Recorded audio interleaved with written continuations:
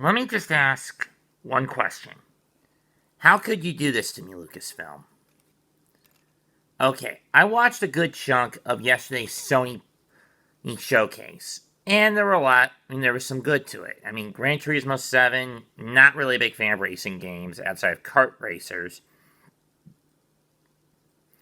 Spider-Man 2 coming out in 2023. That should be interesting.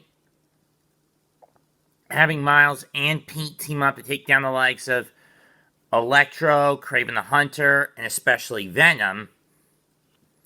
And of course, God of War Ragnarok, where Kratos and Atreus have to survive Fimbulwinter before Ragnarok comes, and they're trying to do whatever they can to stop it. But Atreus is trying to find Loki, but he doesn't even understand that he is Loki. Or if he does understand, he doesn't understand why his mother called him that. And Kratos doesn't want to get involved, is trying his damnedest to stay out of a war with Asgard. But there may be no other option, especially if Odin is hot on their tail.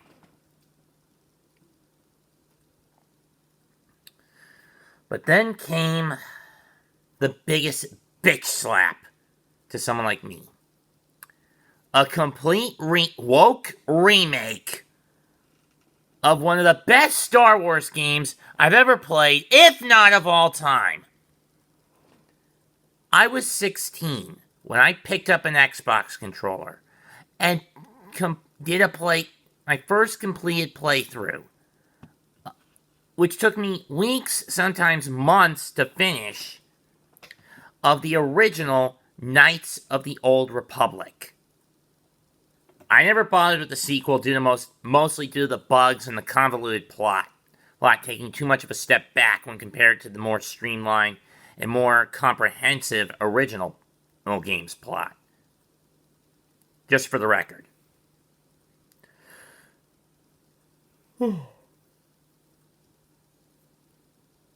I read what was said about this game on dirt sheets. I watched the Tanami review for the game, sneak peek and review of the game.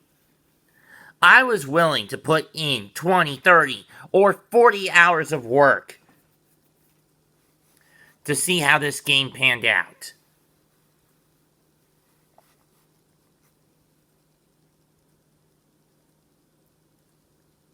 Now, to be fair, I always played the game the same way.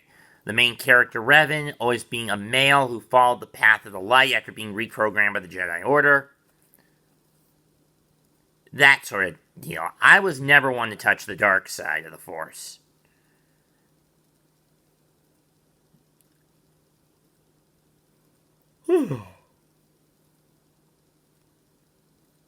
That being said,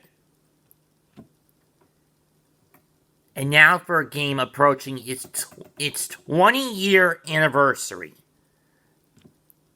The shitheads at Lucasfilm are deciding to completely remake it. And you know what that means. One, they're going to scrap what Revan was in the original game and timeline and make him into a female. Possibly one that walks the path of darkness. Two, they're also going to make the character LGBTQIA, something I am vehemently against.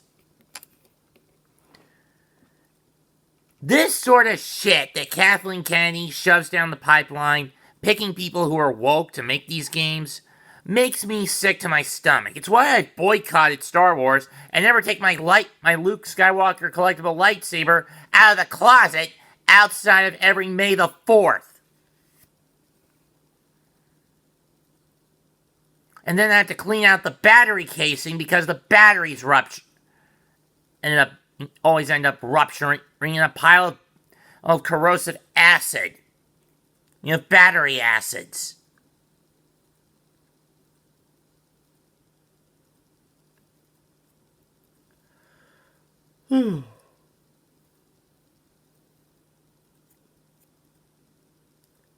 But then again, I'm not a Sony guy. I'm an Xbox and Nintendo fella.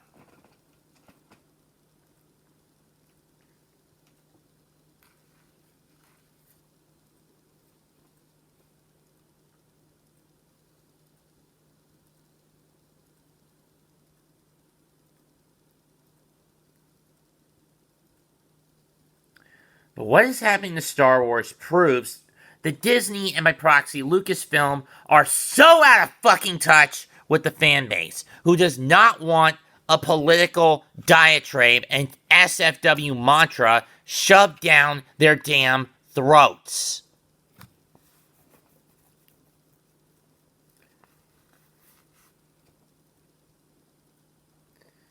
The sooner Disney is exposed for the frauds that they are, and the sooner their monopoly crumbles, the better for all I'm concerned.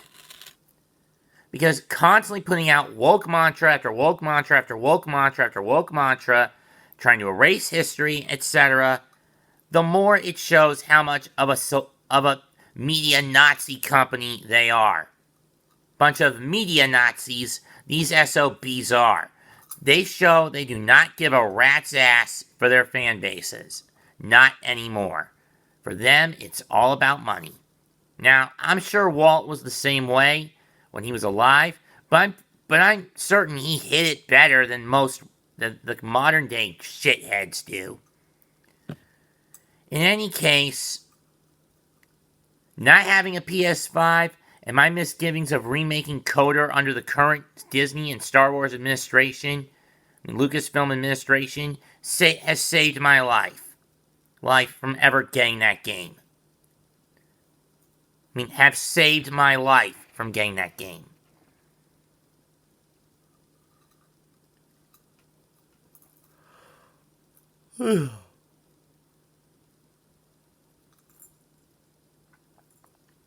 Leave a comment, share this rant, smash the like, sub to the channel. I'm done. Goodbye. Good night. Bang.